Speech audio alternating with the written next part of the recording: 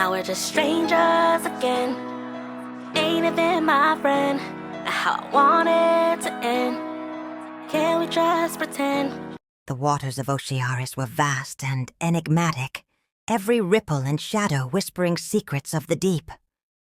Malik swam with purpose, his thoughts a whirlpool of regret and determination. The stillness around him wasn't comforting. It was foreboding, as if the ocean itself were holding its breath. He had set out to find answers about the binding pearl, but beneath that quest was a deeper need, to bridge the growing chasm between himself and Kamari. His path led him far from the glittering spires of Ocearis and into the uncharted depths, where faint whispers carried on unseen currents beckoned him closer. The glow appeared first, soft and distant, a faint shimmer that grew brighter as Malik approached.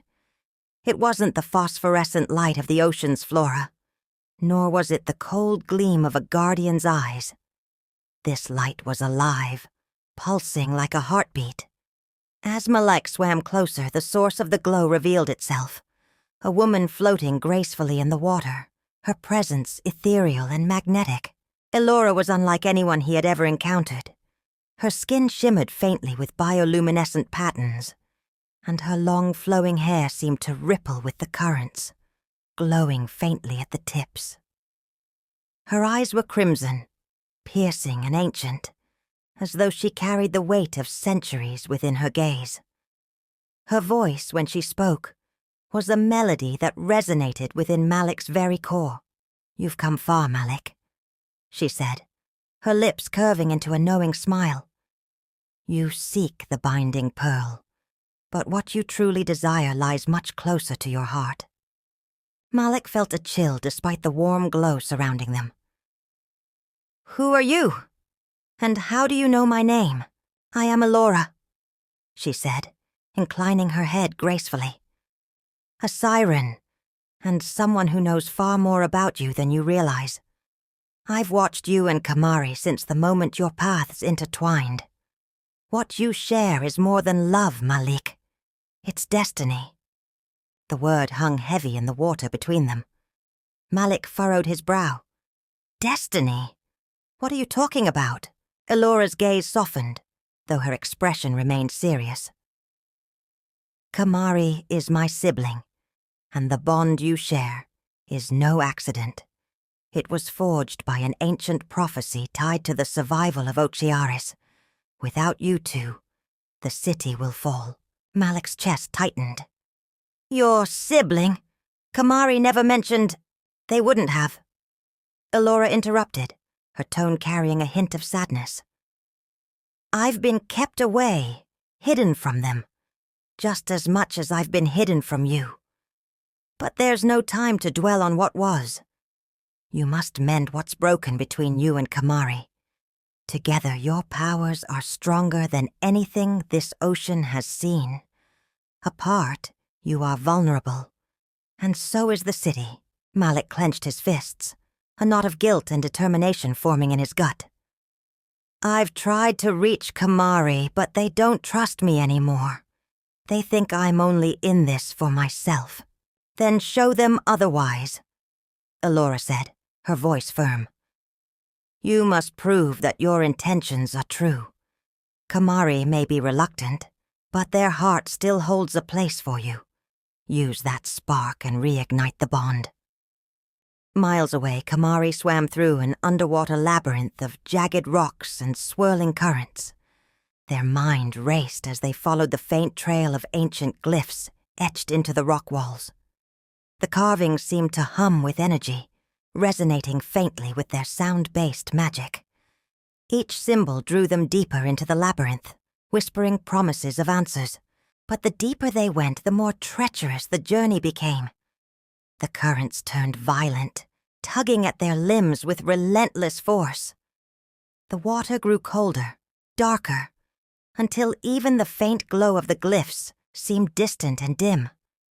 Then, the first shadow appeared, a sleek, razor-finned predator with glowing red eyes. Kamari reacted instinctively, summoning their magic. A sonic wave erupted from their palms, rippling through the water and forcing the creature to retreat. But more shadows emerged from the darkness, predators and stone guardians with glowing runes etched into their skin. Kamari fought valiantly, releasing wave after wave of sound, but their magic flickered, weakened by exhaustion and doubt. As the creatures closed in, Kamari's heart raced. This wasn't how it was supposed to end. They braced for the final blow. A brilliant flash of light cut through the darkness, illuminating the cavern. Malik burst onto the scene, his body surrounded by radiant energy. His hands glowed as he unleashed a beam of light that sent the creatures scattering.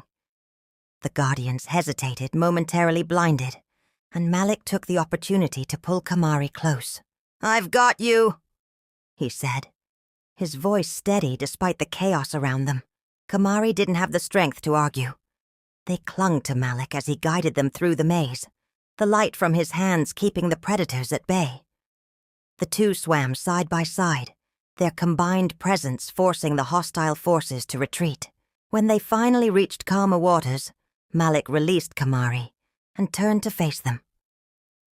His chest heaved with exertion, but his eyes were steady, filled with a sincerity that made Kamari's heart ache.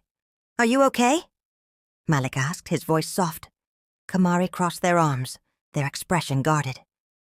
"I didn't ask for your help." "I know," Malik said, his tone patient. "But I wasn't going to let you face that alone." Kamari opened their mouth to retort, but the words caught in their throat. They had felt it, the surge of power when Malik had arrived. Together their magic had been nearly unstoppable, even in its weakened state. But trusting Malik again? That was a different kind of challenge. "I know I've hurt you," Malik continued, stepping closer. "And I can't change the past. But I need you to know that I'm here for you. For us. I want to make this right, Kamari." Kamari looked away, their voice barely audible. "You can't just fix everything with a grand gesture, Malik. I'm not trying to fix everything," he said. "I'm asking for another chance. Let me earn your trust. Let me prove that I'm willing to take this slow and do it right this time." Kamari hesitated, their defenses wavering. Finally, they sighed. "One chance," they said, meeting his gaze. "But if you screw this up again, we're done." A small, relieved smile broke across Malik's face. "I won't." As they swam back toward Ocearis, the tension between them softened, replaced by the faintest spark of hope. The road ahead would be fraught with challenges, but for the first time in years, they were facing it together. The binding pearl was still lost, but something far more precious had begun to mend. Kamari leaned back against a smooth coral outcrop, their long, dark curls fanning out around them like a halo. The faint glow of their bioluminescent attire pulsed gently, echoing the rhythm of their breathing. For the first time in days, the chaos of Ocearis felt distant, replaced by the quiet hum of the cove. Malik sat a few feet away, his hands tracing patterns in the sand as he watched Kamari with a mixture of awe and hesitation. The golden glow from his own magic had dimmed, leaving only the soft light of the surrounding coral to illuminate the space between them. "You don't have to keep staring, you know," Kamari said, their tone playful but laced with vulnerability. "I'm not going to vanish." Malik's lips twitched into a small smile. "Can you blame me?" "You're glowing." Kamari rolled their eyes but couldn't help the small laugh that escaped them. "It's just the suit. Nothing special." "It's not just the suit," Malik said, his voice dropping to a softer tone. "It's you. The way you carry yourself. Even when you're upset or scared, you never let it show." Kamari looked away, their fingers tracing the intricate patterns on their aquatic attire. "That's not true. I've been terrified this whole time. Terrified of failing, of losing. Everything." Malik moved closer, his presence warm and grounding. "You don't have to face that alone anymore," he said, his voice steady.